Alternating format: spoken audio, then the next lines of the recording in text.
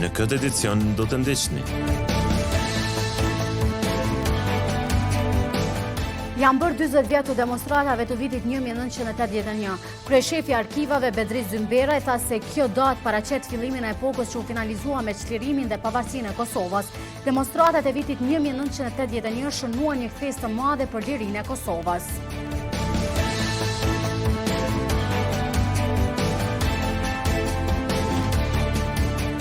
Sot janë ankuar kompanitë e transportit rrugor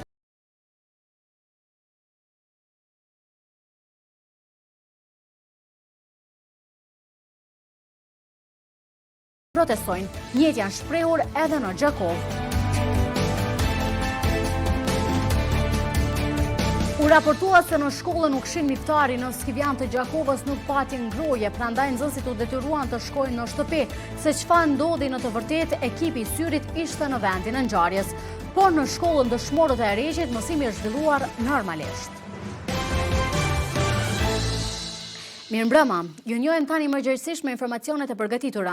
Instituti Kombëtar i Shëndetit Publik bën të ditur se gjatë 24 orëve të fundit rezultojnë 632 raste pozitive. IKSHPK njofton se brenda 24 orëve janë raportuar 8 raste të vdekjes me SARS-CoV-2 pozitiv.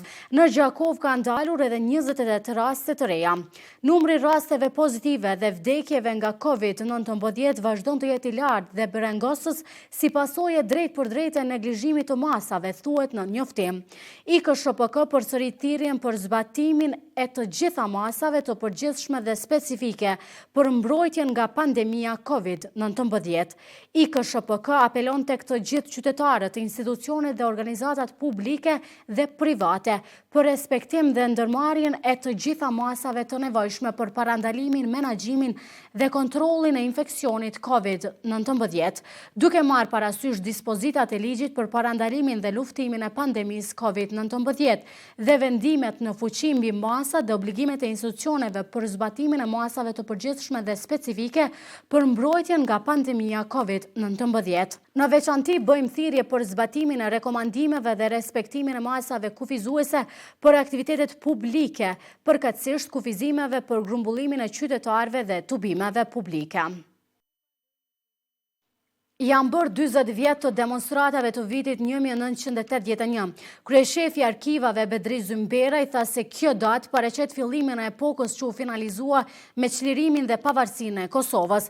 Demonstratat e vitit 1981 shënuan një kthesë të madhe për lirinë e Kosovës. Mbrëmjen e së mërkurës së 9 marsit të vitit 1981, një grup studentësh kishte planifikuar demonstratën e 11 marsit. 40 vjet më pas, flet njëri nga organizatorët e këtyre protestave, Janus Janusaj, që kujton momentet si organizuan dhe thot se demonstratat e atij viti janë një frymë e identitetit kombëtar. I kemi organizuar ato demonstrata si protesta, si shpërthim i pakënaqësisë në mes, pa ditur se sa do të na bashkangjitin apo si është fryma e përgjithshme, sa pjesëmarrës do të ketë. Janusaj tregon se protesta e studentëve të Kosovës e mbajtur në Prishtinë më 4 mars 1981 për kushte më të mira në mesin e studentëve në Prishtinë, vuri në pas se sa të etur ishin të rinj shqiptar për trajtim dinjitos për drejtësi dhe çka shton se u motivuan edhe më shumë që të organizohen në demonstrata për të drejtën e tyre. Ai kujton se më 1 dhe 2 prill të atij viti janë mbajtur demonstrata në të rrugët e Prishtinës ku janë përdorur mjete të ndryshme policore, tanka, teksa ka pasur edhe të vrarë. Demonstratat kanë qenë krejt paqësore, askush nuk ka pasur, jo që nuk ka pasur armë të zjarrit. Si organizator të këtyre demonstratave, Janusaj thot se u përndaqën dhe u burgozën nga regjimi serb, teksa tregon se dhe janë torturuar në mënyra barbare. Jemi trajtuar në mënyrën më barbare nëpër dhomat e hetuesisë të shërbimit të atëhershëm të fshehtë jugosllav, të them kështu saktësisht në Prishtinë, dhe janë metoda të cilat nuk përdoren ato ndaj njerëzve, nuk janë metoda njerëzore ato janë shnjerëzore. Pavarësisht këtyre, ai thot se sa herë që vjen 11 marsi ndihen krenar që sollen rrëzimin e ish Jugosllavisë dhe që nuk pushuan asnjëherë deri në çlirimin e Kosovës në vitin 1999. Kur vjen 11 marsi, njeriu unë dhe shokët ndihem të edhe krenar, por edhe prekimi.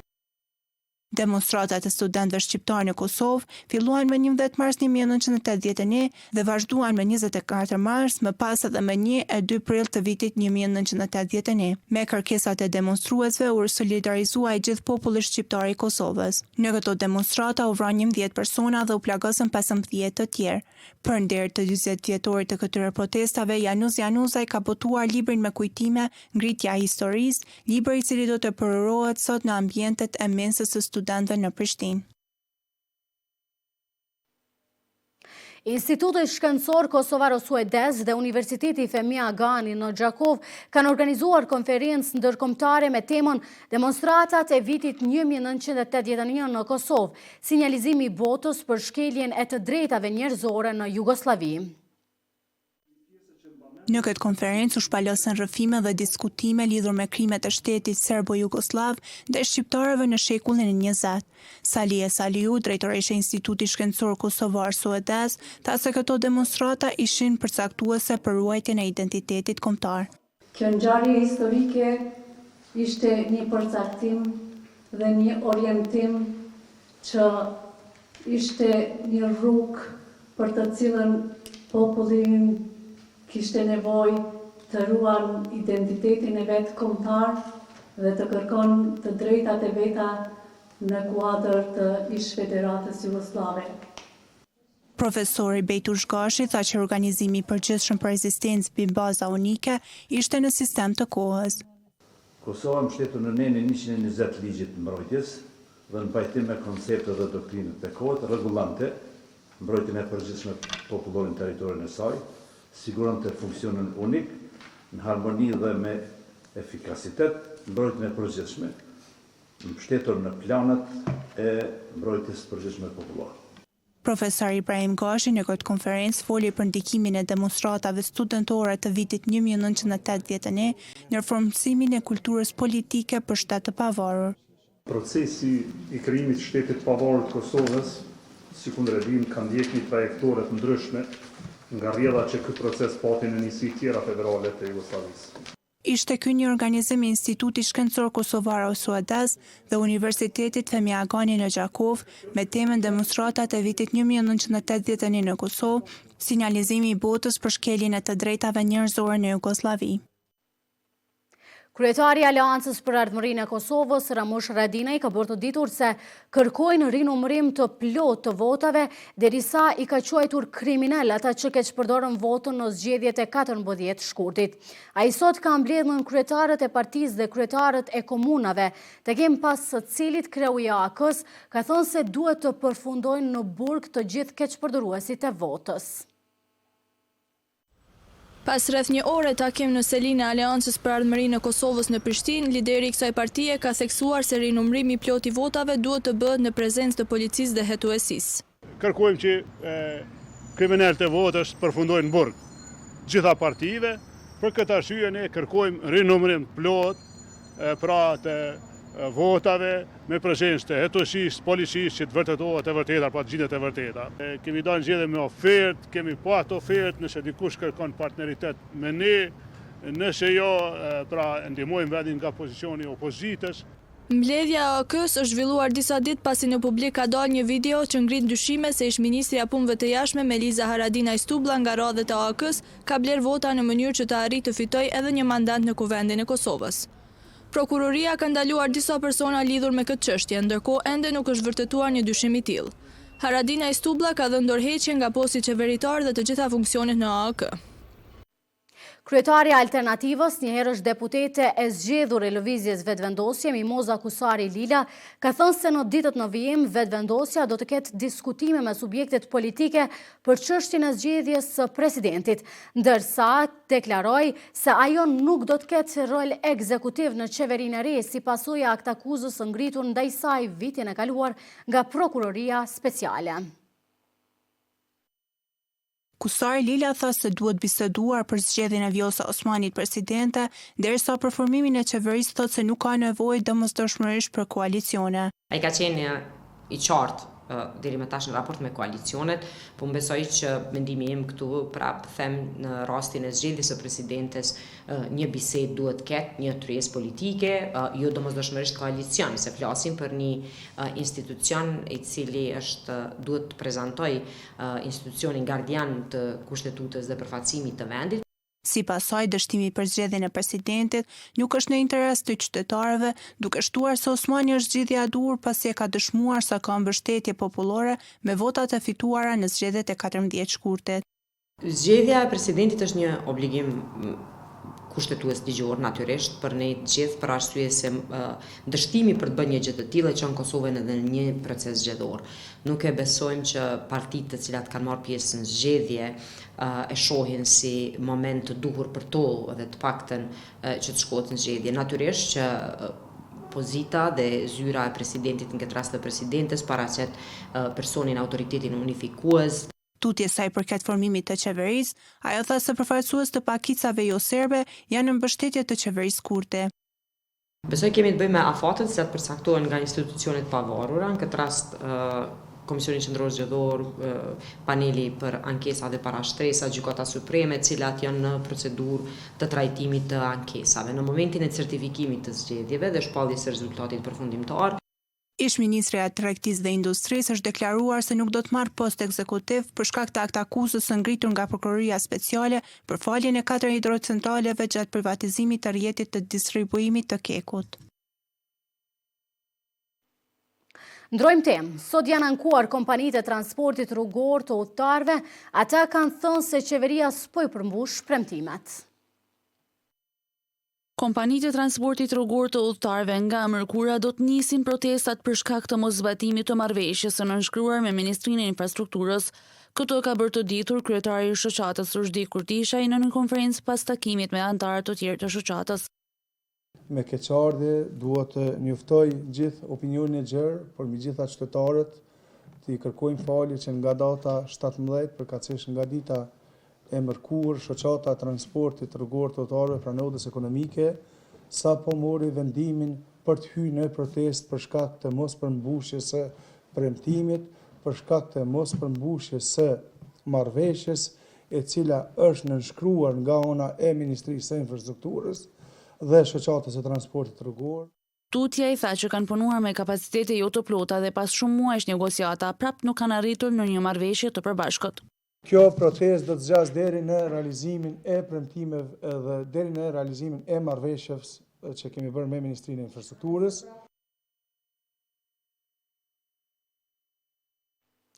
Pra nga 17 marsi, përfaqësuesit e linjave të transportit rrugor të udhëtarëve do të protestojnë. Njëjtë janë shprehur edhe në Gjakov.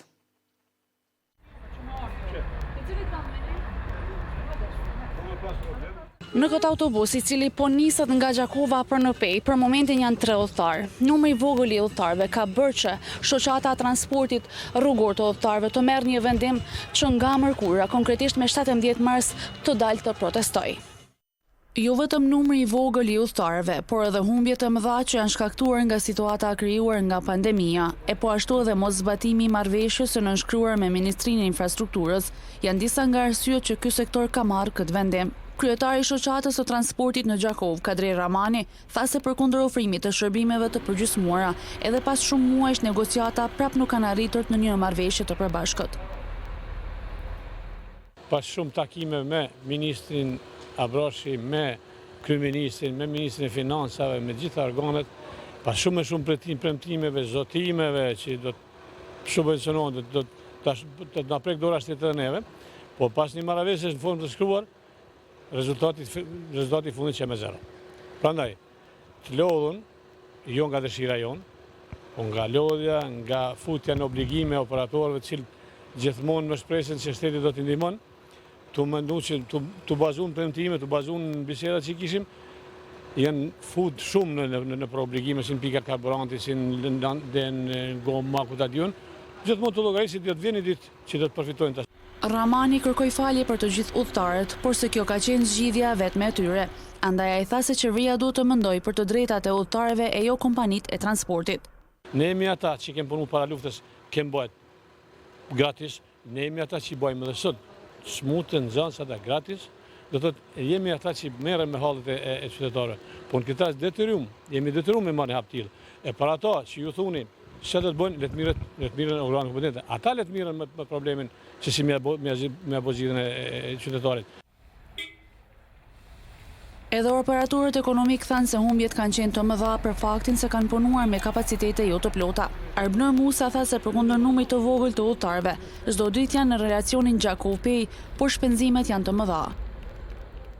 Për dome kem pas shumë, e kem për shembull Leon veç 25 vet mi pas në autobus, edhe ata 25 vet thuja as shpenzimes në nxjerrin, për unin për shembull më ato duhet mi pagu, s'lem me dal jashtë. Vjen fundi i muajit duhet mi pagu tatimet krejt, gjatë pandemisë kem pagu tatimna. Edhe na kont nolën, na ka ardhur tatim me pagu.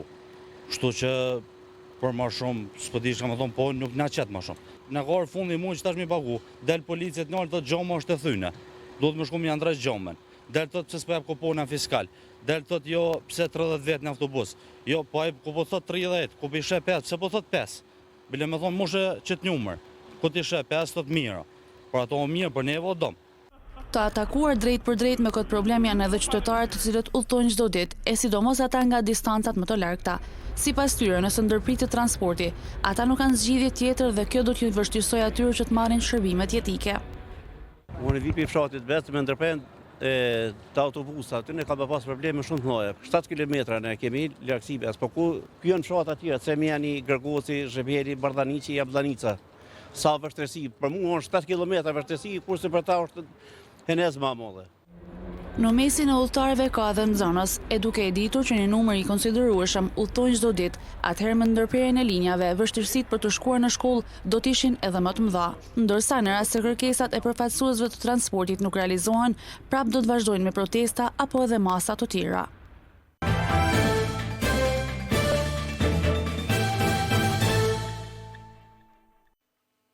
U raportua se në shkollën u këshin miftari në Skivjan të Gjakovës nuk pati ngroje.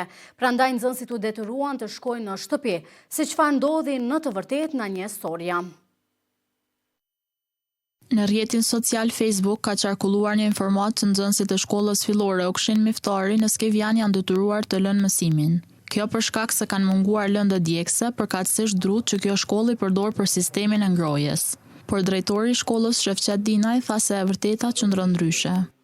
E vërteta qëndron ndryshe, ne asnjë moment deri sot nuk e kemi ndërprer mësimin për shkak të nxemjes, nxemja ka pas, por është një dezinformatë e cilën po vjen shumë mirë që ardh sot që të më jep një mundësi që ta demantoj. Nga ana tjetër, Zymber Berisha nga drejtoria e arsimit në Gjakov ka thënë se ka një kontratë vjetore për furnizimin e shkollave me dru. Prandaj sipas tij në asnjë shkollë s'ka mungesë të ngrojes. Drejtoria e arsimit përkatësisht Komuna e Gjakovës ka një kontratë vjetore për furnizimin e shkollave me dru. Ne i furnizojmë gjitha shkollat para se me fillu sezoni dimror. Jam i bindur që asnjë shkollë, edhe në këtë moment që flasim, nuk ka mungesë qoftë të peletit, qoftë të naftës, ose edhe të druga, aty ku ka ngroje qendrore me dru. Tutje Berisha shtoi se asnjë shkollë në Gjakov s'ka mundësi të mbes pa ngroje, sepse ekziston një depo me dru rezervë në fshatin Dovlivare. Por në shkollën dëshmorët e Areshit mësimi është zhvilluar normalisht. Aty na thanë se janë gjithsej 10 paralele nga niveli parafillor deri në klasën e 9 dhe se ja kanë dalë të menaxhojnë mjaft mirë me situatën pandemike. Shkolla mesme e ullët dëshmorët e Hereqit në fshatin Hereq të komunës së Gjakovës është vatër e dijes për 132 nxënës të këtij fshati. Si në shumicën e shkollave në tërë Kosovën, edhe këtu ka pasur vështirësi në realizimin e procesit mësimor me sistemin online, u shpreh drejtori Bajram Dobraj. Gjatë pandemisë kemi pas shumë probleme gjatë realizimit online, duke pas parasysh se një pjesë e nxënësve të konsiderueshëm nuk kanë pas mjete teknologjike të vazhdohet mësimi online, kështu që kemi pas vështirësi. Por megjithatë ja kemi dalë që të arrijmë atë mësim online gjatë asaj periudhe. Gjatë muajit të fundit në këtë shkollë kanë qenë 2 mësimdhënës të infektuar me COVID-19, por kjo nuk ka ndikuar që nxënësit t'i kthehen mësimit fizik që edhe konsiderohet më efektiv. Tani është mësimi shumë më mirë, cilësia është shumë e theksume, nuk kemi asnjë lloj problemi. Sa i përket aktiviteteve tani në këtë kohë janë shumë të pakta, të mangta, aktivitetet jemi duke i vazhduar, po gjithmonë në atë mënyrën, në atë formën e pandemisë. Orët e shkurtuara po ndikojnë në zhvillimin e procesit mësimor sipas profesoreshës së gjuhës angleze Alma Katona. Ne me të gjitha sakrificat jemi duke munduar t'i kopim të gjitha hopat edhe realizimin që do ta përmbajmë, domethënë për një orë mësimore, po minutazhi është e vogël, 30 minuta, kështu që ne po mundohemi maksimum për t'ja arritur realizimin të orës. Nxënësit konsiderojnë se po mësojnë më tepër prej se ju kanë kthyer bankave. Mësimi online nuk kom pak maj kësi po ma mirë në shkollë, se kem arsiptarin e afer, mundet me në ndimu ma shumë, edhe mundet me mësu ma shumë, edhe shokë t'i kom afer. Kemi të gjitha mjetet, i kemi ma afer mësus, edhe mundet me mësu ma mirë. E kur keni zhvillu mësim online, a ki pas t'i pajisje për me mësu? A ki mujt? I kemi pas dhe, më jo gjitha. Kjo shkollë me gjithsej 10 paralele nga niveli parafillor deri në klasën e 9 ja ka dalë të menaxhoj mjaft mirë me situatën pandemike. Vlen të përmendet se pranë këtij institucioni shkollor është ndërtuar edhe lapidari dëshmorët e lirisë që lidhet ngushtë me emrin e shkollës. Një gjë e bukur ka ndodhur në Skivjan, aty kohë më parë është rregulluar sheshi i fshatit dhe banorët thonë se tash ndihen më të lumtur. Sheshi i fshatit Skivjan tash më duket kështu, e krejt kjo fal investimit nga ana e banorëve, të ndihmuar edhe nga Kuvendi Komunal i Gjakovës. Shoqata Skivjani është themelu në vitet 90-ta, në kohën kur okupatori serb i mbylli shkollat, fillon organizimin ku e kanë caktuar një shumë të antarësisë që shkon 200 euro për çdo banor të fshatit Skivjan, po ka edhe tjerë që kontribojnë aty. Kështu që investum s'pari këtë pjesë të parkut si shpeshimin 2 ontë dhe kena bo projektin rreth 40.000 euro dhe pjesën tjetër që besojmë këtë vit me financim me komunën së bashku apo vetëm si shoqat do të vazhdojmë. Tutje Selima i theksoi se kjo pjesë shumë e frekuentuar e fshatit mirëmbahet gjatë gjithë kohës në mënyrë që vizitorët ta shijojnë qëndrimin këto. Ne këtu kena rregullu kockat, siç po shihet, gjelbrimin, pemt i kena marrë nga komuna, shportat e bërlogut i kena marrë nga komuna dhe komuna për çdo javë për kujdeset për largimin e tyre. E kem edhe punëtorin që pagun shoqata për çdo muaj për me mirëmbajt sheshin, ndriqimin e kanë bo, njëkohësisht e ka bo shoqata. Kryetari i Këshillit Lokal të fshatit Skivjan falenderoi të gjithë ata që kontribojnë e sidomos bashkëdhetarët që kontribojnë e nuk e harrojnë asnjëherë fshatin e tyre. Në vazhdim të ndjekim grafikën e parashikimit të motit për ditët në vijim.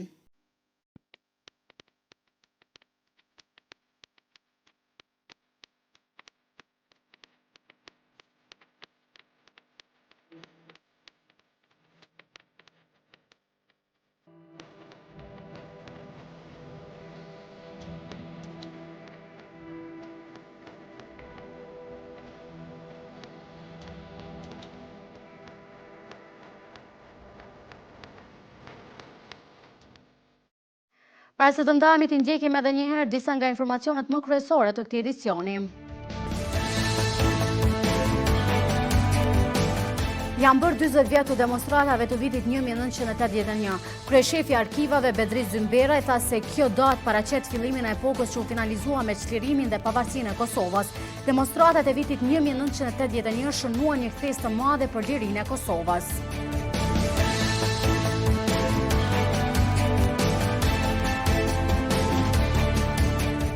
Sot janë ankuar kompanitë e transportit rrugor të udhëtarëve. Ata kanë thënë se qeveria s'po i përmbush premtimet.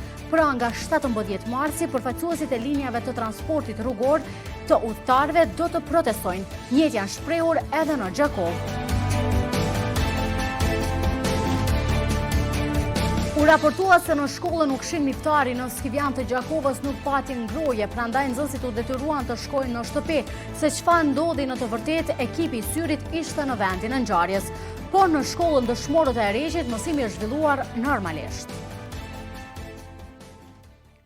Këtu merr fund ky edicion shëndror i lajmeve. Për më shumë vizitoni portalin syrivizvizion.tv.